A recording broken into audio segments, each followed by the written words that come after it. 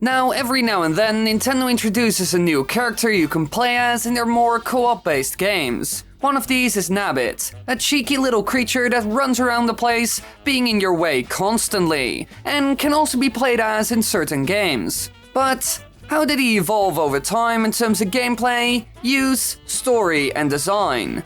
Well, let's find out.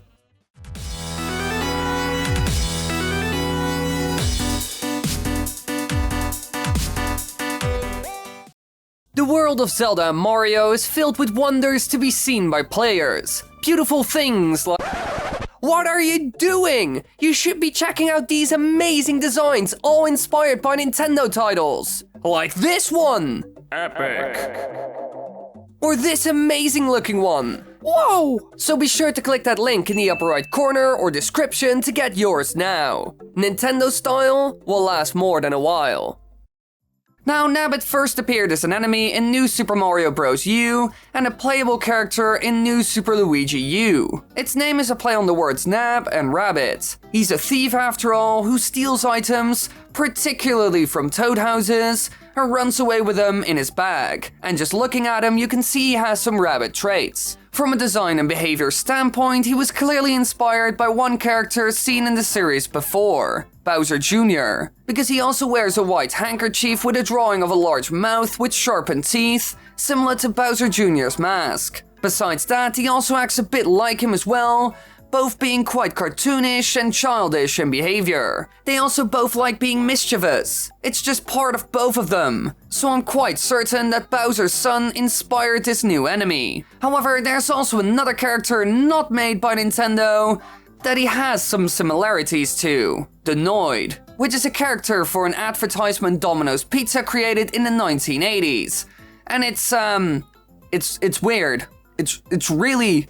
Like really weird. It's completely clad in red and has a skin-tight rabbit-eared bodysuit with a black N inscribed in a white circle. I'm not sure if this had an impact on the design, but it's certainly interesting to see the similarities. He was first seen in New Super Mario Bros. U. When encountered in a level by Mario and his friends, they must chase him throughout the course within 100 seconds. The heroes can also toss Koopa shells at him, slide into him, or throw ice balls or fireballs to stun him for a couple of seconds. And tapping him on the gamepad using boost mode will slow him down, making it easier to catch up. When Nabbit is eventually caught, Toad will give you a pea acorn as a reward in exchange for the bag. But if the players fail to catch him 3 times, Nabbit will flee and disappear. He appears in every world except Peach's Castle on Superstar Road, and catching him in each of these worlds will congratulate the player. He also appears if the player takes too long to open a chest after defeating the enemies in an enemy course,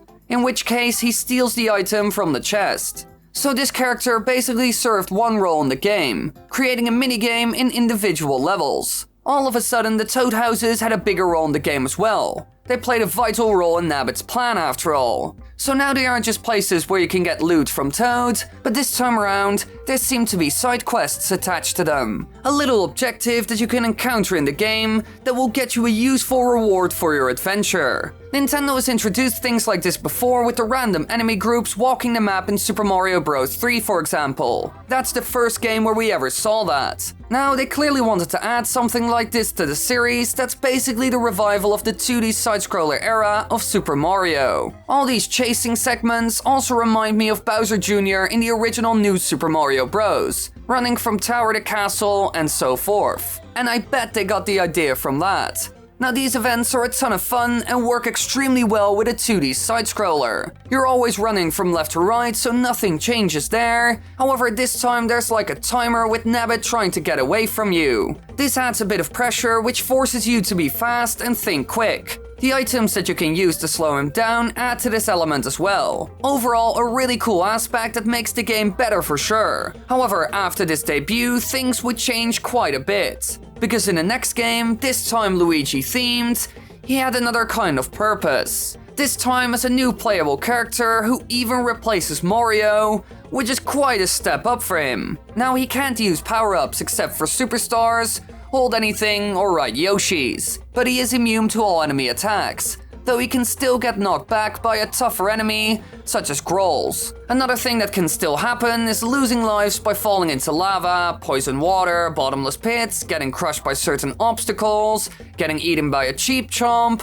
exposure to volcanic ash, or running out of time. So he's basically overpowered in this game and only put in because he was a well-known element in the normal, non-Luigi version. He still comes and steals the items from the chest though, but besides that he turned into a playable character completely. Now, is this an improvement? Sure, he went up the ranks and even replaced the most important character in the entire game, but was it a good idea? Well, I don't think so. The minigame and side quest aspects that Nabbit added to the game were extremely valuable, and this time around that's gone, and he just becomes an extremely powerful character that makes the game a whole lot easier. So really, it isn't that special or fun. In my opinion, it wasn't an improvement. But what did they do after this with Nabbit? Was he even seen in any of the other games? Well, yes, he was even seen in the deluxe version of New Super Mario Bros. U that's coming to the Switch. But nothing new happens there. However, there's one other Super Mario game where he was seen, Super Mario Maker, where he only makes an appearance as a costume and nothing more. And aside from that appearance, he was seen in spin-off games like Mario Golf and Super Smash Bros. However, he did inspire one character seen in another huge Nintendo franchise, Ravio from Zelda: A Link Between Worlds. He was originally a resident of the Kingdom of Lorule and spends a vast majority of the game posing as a simple shopkeeper in Hyrule, renting various items to his Hyrulean counterpart Link in order to help him advance in his quest. He looks a lot like Nabbit and just like him tends to be a bit hyper, weird, and cartoonish in behavior. Now I'm almost 100% certain that this character was inspired by Nabbit, and in my opinion it was a great idea. In this Zelda game, it's one of the best characters and has an amazing plot twist near the end of it. Besides that, it gives the character an interesting look that most will remember. So while he didn't live on in the Super Mario series, he was kind of revived in the Zelda franchise. And who knows what will happen to him in the future. Thank you for watching this video, I hope you enjoyed it. Be sure to click subscribe and the bell button because then you won't miss anything, I promise. And there's way more coming, it's gonna be fun. And if you want to watch more videos, click all those lovely annotations. Really, it helps me a lot, please do it.